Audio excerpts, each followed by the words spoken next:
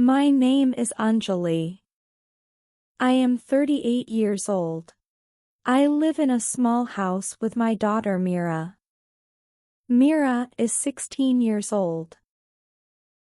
She is my only child. I love her a lot, but things are not good right now. Mira has changed. Before, she was kind and happy. She liked school. She played with her friends, and we spent time together on weekends. But now she is different. She does not listen to me. She stays out late at evening. She skips school. She argues with me all the time. I feel like I do not know her anymore. One evening, I was sitting in the kitchen looking at the clock. It was 4 p.m., and Mira was not home. I called her phone. She did not answer. I called again, but still nothing. I started to feel very worried. Where is she? I whispered, walking around the small kitchen. At 5 p.m., the front door opened. Mira came in. She wore a hoodie that covered her face. Her shoes left mud on the floor. Her clothes were messy, and she smelled like perfume, but a little too much. My heart felt heavy. Where were you? I asked. I tried to stay calm, but I was very upset. Out! She said quickly. Out! I asked again. Just out, Mom. Stop asking questions. She said angrily and went to her room. I stood in the hallway, feeling sad and confused. What am I doing wrong? Why doesn't she trust me anymore? I kept asking myself, but I had no answers. The next morning, I decided to try again. Mira, I said as she poured cereal into a bowl. We need to talk. What about? She said quietly, without looking at me. About you. About your life. I'm worried about you, I said, sitting across from her. I'm fine, she said in a flat voice. No, you're not, I said. You skip school. You stay out late. You don't tell me where you go or who you're with. I'm not a kid, Mom, she said, rolling her eyes and eating a spoonful of cereal. No, you're not a kid, but you're still my daughter, I said firmly. And I need to know that you're safe. She didn't say anything. She stood up, picked up her bag, and left the house without speaking. The door slammed, and the house felt quiet but full of tension. I felt like I was losing her, and I didn't know what to do. That afternoon, I went to Mira's school. I talked to her teacher, Mrs. Sharma, in her small, messy office. Mira is a smart girl, she said, fixing her glasses, but she hasn't been herself. She isn't doing her homework, and she missed 3 tests this month. 3 tests? I said, surprised. Mrs. Sharma nodded. I've also seen her with some girls after school.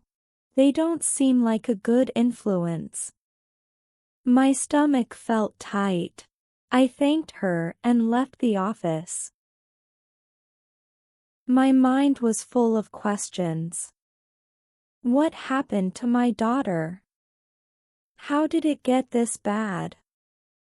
That evening, I waited for Mira to come home. The clock showed 5 p.m. Then 6 p.m. At 6:30 p.m., the door finally opened. Mira walked in. She looked tired, and her hair was messy. "Mira," I said firmly. "We need to talk." She sighed and sat down at the table, looking annoyed. "I know you don't like my questions," I started, "but I'm your mom. I love you, and I want to help." "I don't need help," she said quietly, not looking at me. "Yes, you do," I said, leaning closer. "Mrs. Sharma told me you missed your tests. She told me about the girls you're with after school." Mira's expression hardened. Her eyes flashed with anger. "You went to my school? Why would you do that?" "Because I'm worried about you," I said loudly. "You're not the same girl you used to be, Mira. You're changing, and it's not in a good way." Mira stood up quickly. Her fists were tight. "You don't understand me, Mom. You'll never understand me." "Then help me understand," I said, almost begging. "Tell me what's wrong. Tell me why you're acting like this." But Mira didn't say anything. She walked to her room and slammed the door. The sound was so loud it felt like the whole house shook. I stood there, feeling like I had failed. That night, I couldn't sleep. I lay in bed, staring at the ceiling, thinking about Mira. I thought about her father. He passed away when she was young. Her death had hurt both of us deeply. Maybe she was still sad. Maybe I wasn't doing enough for her. The next morning, I decided to try something different. I got up early and made breakfast, pancakes, her favorite. When Mira walked into the kitchen, she looked surprised. "Morning," I said with a smile. "Sit down. Let's eat together." She hesitated but then sat down. We ate quietly. I didn't ask her any questions. Instead, I talked about work, the funny dog next door, and the movie I watched last night. Slowly, I saw her relax. After breakfast, I said, "Mira, I have an idea." "What is it?" she asked, sounding unsure. "Let's go to the beach this weekend." "Just you and me," I said. She looked at me, surprised. "Really?" Yeah, I said. "Just like we used to.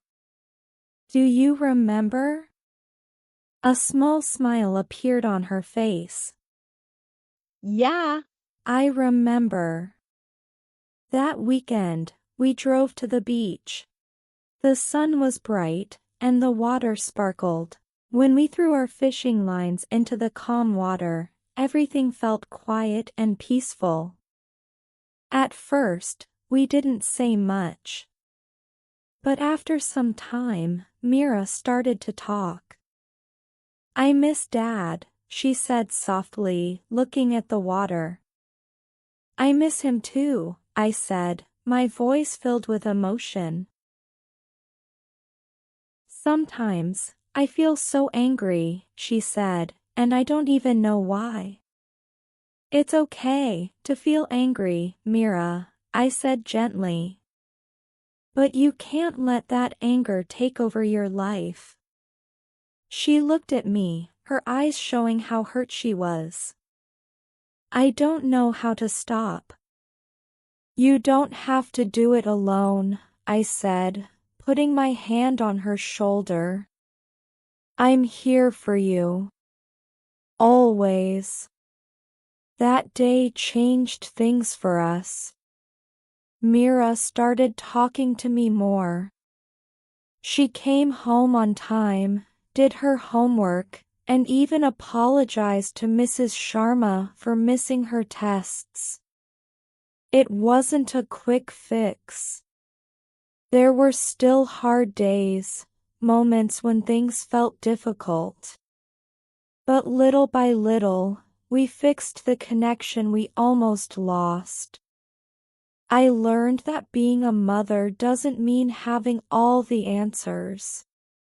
It means being there for your child, even when it feels like you're not doing enough. Mira learned that she didn't have to face her problems alone.